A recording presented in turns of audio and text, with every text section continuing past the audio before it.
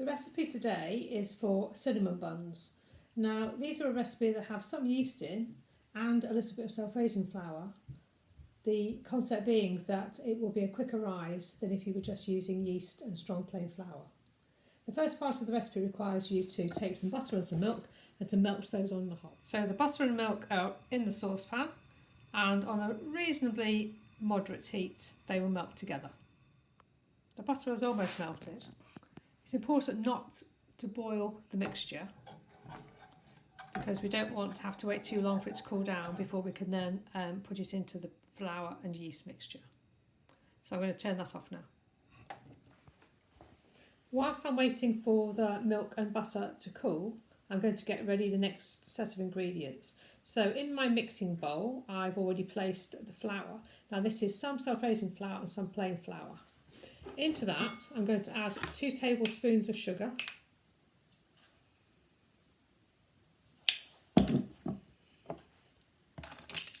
half a teaspoon of cinnamon. I'm saving most of the cinnamon for the filling. And then 1 teaspoon of yeast. This is just a dried active yeast that you get in a sachet. That wasn't quite a whole sachet, by the way. I had already opened it. And then in a moment I'm going to add into it the egg and the milk. The next stage is to take the melted butter and the warmed milk and to mix them into the dry ingredients. Now it doesn't matter if you do not have to use all of them. The other thing that you need to add in at this stage is an egg. We want to mix these round until we get a dough that we can handle.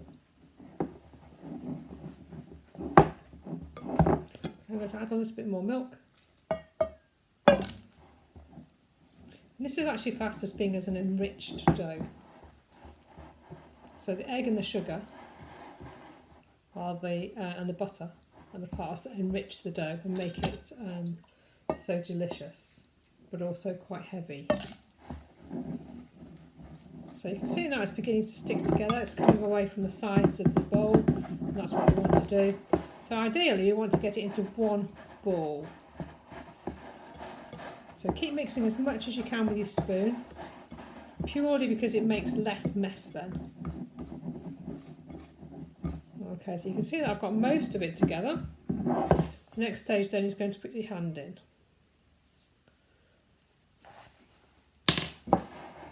So I'm going to see if I can pick up all of the bits.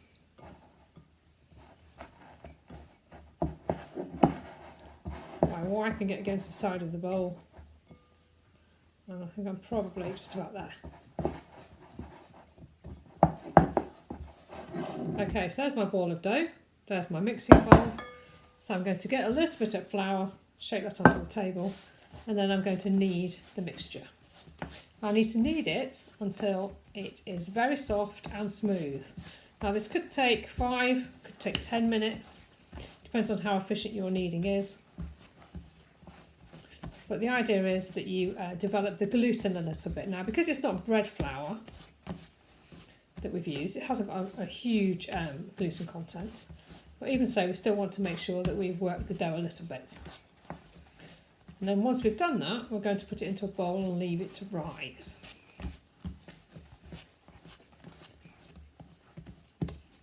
Okay, so I've washed the mixing bowl and I've very lightly oiled it with just some sunflower oil. The next stage is to put the dough back into the bowl and then to use some cling film to cover it. And then you need to leave it to rise until it roughly doubles in size, which on a nice warm day, hopefully, shouldn't take more than about 30 minutes. The filling ingredients then are butter, brown sugar and cinnamon.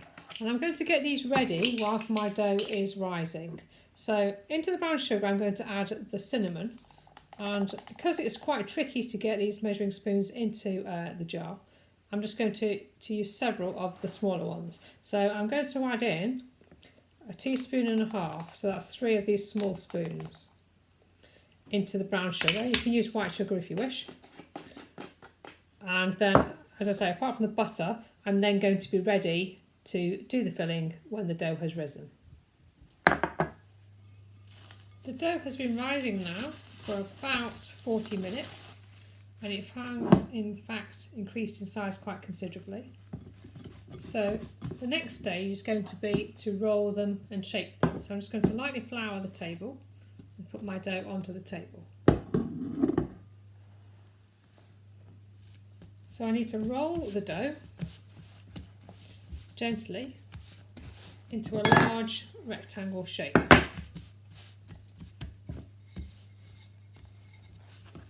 So it's important to keep it moving because what you don't want it to do is to stick to the table.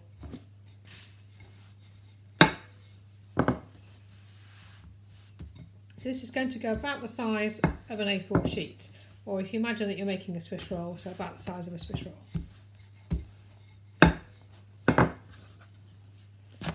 Nearly that.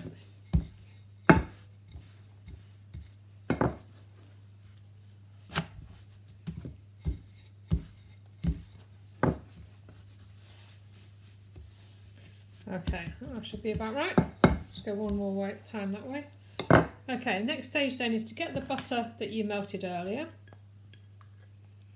and to spread that carefully over the dough.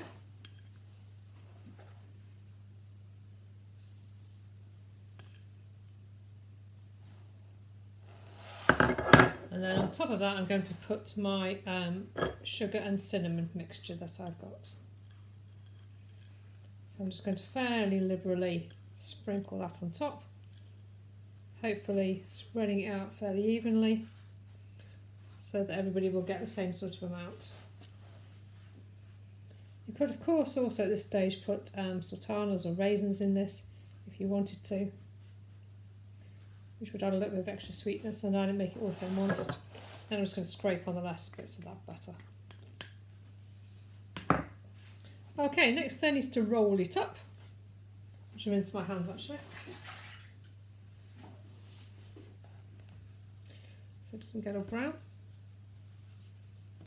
And then it's going to be to slice it. So I'm going to bake mine in a tin like this, which has got 7 sections. So let's see how we go with that. Actually, I think I might get about 9 out of this just looking at it. So I'm going to roughly just break it into 3 with a knife, and then I'm going to cut downwards like so and put those into the tin. Of course, the bigger they are, the longer they take to cook. If like this one they come undone slightly as you're going, doesn't matter, you can just reshape as you go.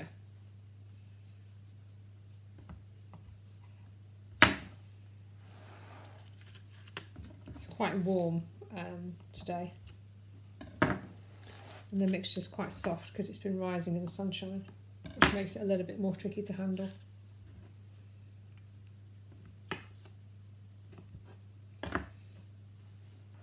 So you're going to put them the swirly side up, and remembering that I'm going to actually have one in the centre of my tin to give it a little bit of stability.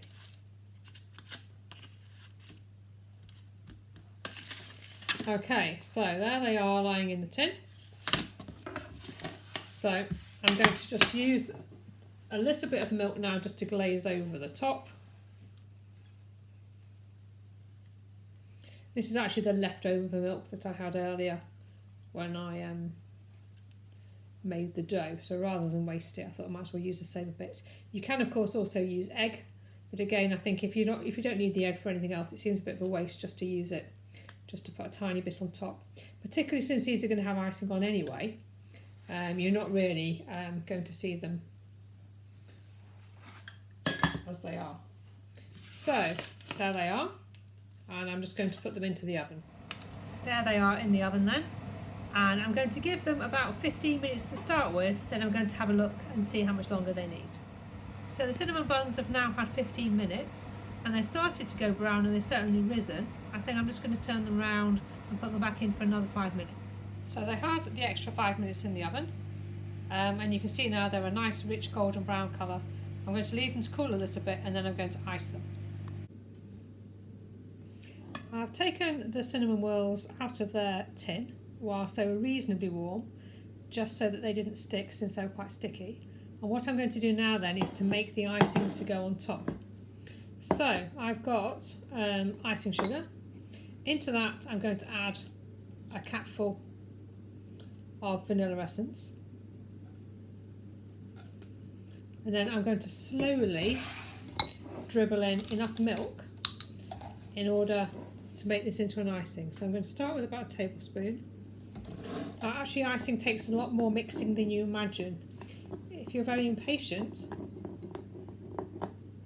what you'll find is that you end up adding more liquid than you need, and then you have to keep adding more and more icing sugar. So it's started to stick together, but obviously that's still a little bit thick. So I'm going to add another dribble of milk. You can also make like a cream cheese frosting if you prefer.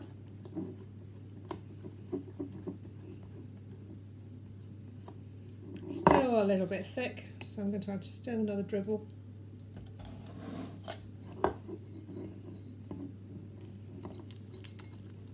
That's better.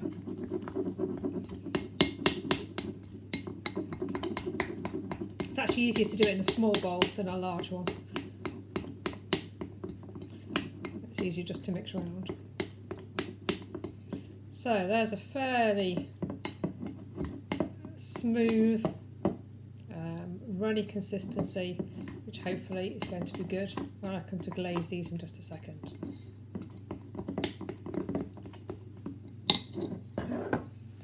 So back with the buns again.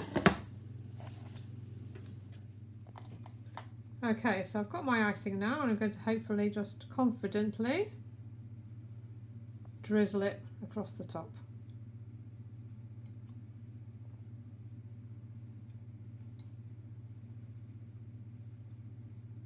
Of course, if you want to coat each one individually, the option is there for you to do that.